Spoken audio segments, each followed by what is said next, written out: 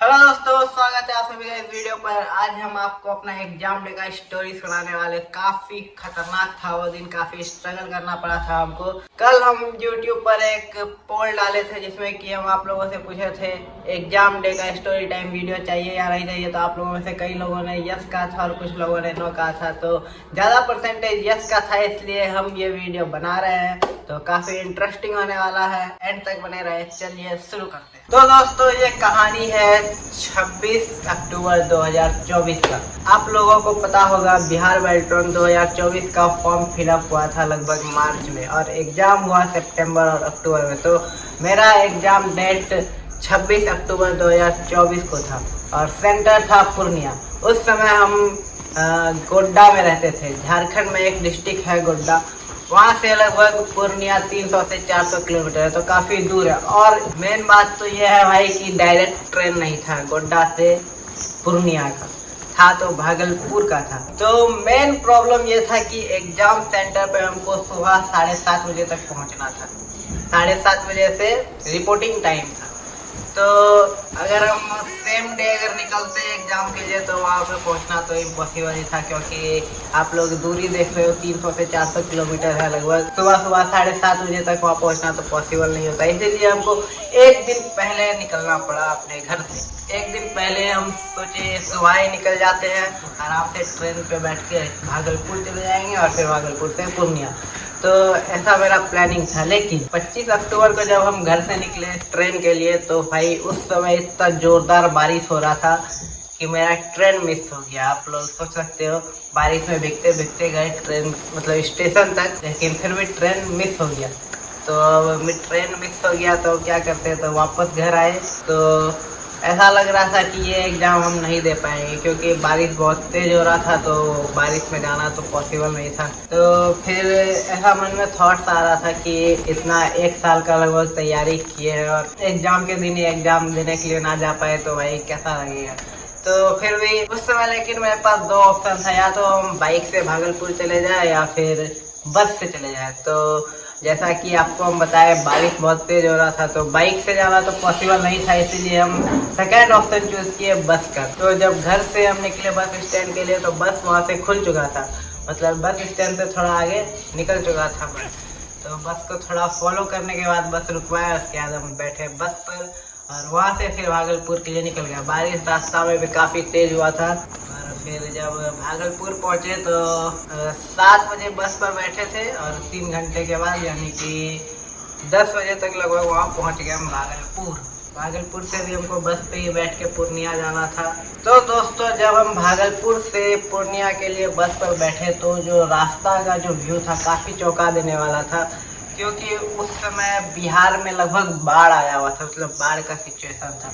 तो जब हम बस से जा रहे थे तो रास्ता में देखे रोड था, जो रोड से थोड़ा नीचे लेवल पे लोगों का घर था, तो उसमें पूरा पानी भरा हुआ था। तो वो लोग क्या है ना कि अपना घर से रोड तक बोट पे आ रहे थे और फिर बोट से वापस जा रहे थे। तो ये सीन काफ़ी खतरनाक था भाई। आप लोग सोच सकते हैं कि किस तरह से वो लोग वहाँ पे सरवाइव कर रहे थे।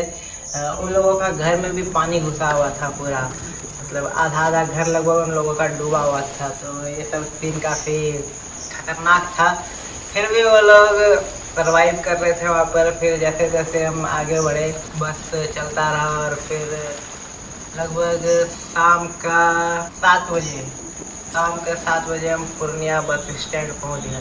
तो आप लोग सोच सकते हो, सुबह 7 बजे बस पे बैठे और शाम का 7 बजे बस पे उतरे, यानी कि टोटल 12 घंटा लगातार ट्रैवल करने के बाद पूर्णिया पहुंच चुके थे। तो पूर्णिया पहुंचने के बाद सबसे मेन टास्क जो था मेरे लिए था एक होटल ढूंढना जो कि सेफ हो और सिक्योर हो, क्योंकि उस समय हम अपने साथ अपना फ़ोन लेके गए थे, कीबोर्ड लेकर के गए थे अपना टाइपिंग प्रैक्टिस करने के लिए। तो एक सेफ और सिक्योर रूम खोजना काफ़ी इम्पोर्टेंट था। तो ये आश्रम टाइप से होता है ना, तो हर शहर में लगभग होता ही है। तो वहाँ पे हमको एक आश्रम टाइप का मिल गया, लेकिन वहाँ पे प्रॉब्लम ये था कि वो लोग जिस तरह से फैसिलिटी देते थे उसका चार्ज अलग अलग था। तो उन लोगों ने सबसे पहले एक बड़ा सा हॉल दिखाया हमको, में बेड्स लगे हुए थे, ऐसे 10-10 करके बेड, एक लाइन में 10, दूसरे लाइन में 10, तीसरे लाइन में 10, ऐसे बेड्स लगे हुए थे। तो उनका उन लोगों ने प्राइस 100 रुपया बताया कि आप 100 रुपया में यहाँ पे रात भर स्टे कर सकते हैं।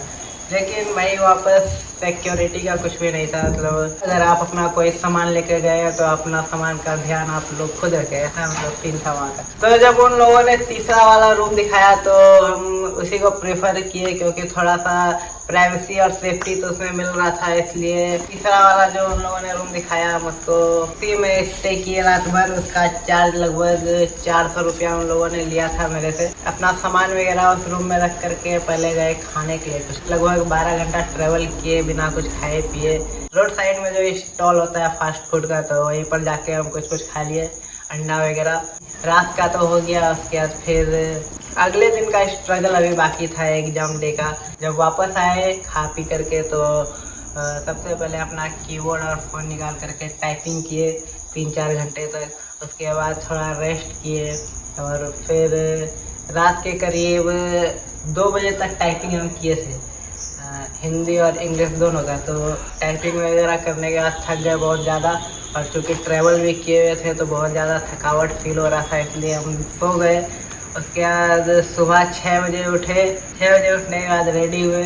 नाश्ता वगैरह तो नहीं किए, क्योंकि उतना सवेरे तो कुछ दुकान वगैरह तो खुलता नहीं है, कुछ मिला नहीं। तो वैसे ही सारा सामान रूम में छोड़ करके सेंटर के लिए हम निकले। तो रास्ता में टोटो भी नहीं मिल रहा था, क्योंकि काफ़ी सुबह था। तो थोड़ा आगे चलने के बाद एक टोटो मिला, तो उस पर बैठ करके हम अपना सेंटर पे पहुंचे। वहाँ पे काफ़ी लोग थे। एग्जाम सेंटर के बाहर में वेट कर रहे थे कि कब गेट खुलेगा तो अंदर जाएंगे। फिर थोड़ा देर वेट करने के बाद गेट ओपन हुआ। वहाँ पे सभी का चेकिंग हुआ। चेकिंग में सबका जो भी कड़ा वगैरह पहना था, चेन, बेल्ट, पेन, जो कुछ भी था एक्स्ट्रा, वो सब चीज़ वो हटाने के लिए बोला गया। उसके बाद फिर सभी को एंट्री मिला। सब अपने अपने सीट पे जाके बैठ गए। उसके बाद एग्जाम स्टार्ट हुआ। पहले सीबीटी का हुआ, फिर इंग्लिश टाइपिंग हुआ, फिर हिंदी टाइपिंग हुआ। उसके बाद फिर एग्जाम ख़त्म हो गया। करीब 12 या 1 बजे तक एग्ज़ाम ख़त्म हो गया था। उसके बाद हम लोग बाहर निकले। उसके बाद सबसे पहले खाने के लिए गए, क्योंकि सुबह तो नाश्ता किए नहीं थे। तो दोपहर में 1 बजे करीब एक रेस्टोरेंट मिल गया बढ़िया, तो वहाँ पर जाके बिरयानी खा लिए। उसके बाद फिर वापस अपने रूम पर गए, वापस से अपना सामान लिए। उसके बाद बस पे बैठ के वापस घर आ गए। मतलब करीब 11-12 बजे तक घर वापस आ गए। तो एग्ज़ाम देने के बाद जब निकले थे एग्ज़ाम सेंटर से, तो उस टाइम हम पूरा कॉन्फिडेंस थे कि मेरा मेरिट लिस्ट में नाम आ जाएगा। और सेम वैसा ही हुआ। 4-5 महीने के बाद जब रिजल्ट आया तो मेरिट लिस्ट में मेरा नाम था। तो ये देख के बहुत खुशी हुआ। तो अभी फ़िलहाल ज्वाइनिंग चल रहा है। काफ़ी लोगों का ज्वाइनिंग हो चुका है। अब देखते हैं मेरा कॉल कब तक आता है, मेरा ज्वाइनिंग कब तक होता है और किस विभाग में होता है, इसी चीज़ का इंतज़ार है बस।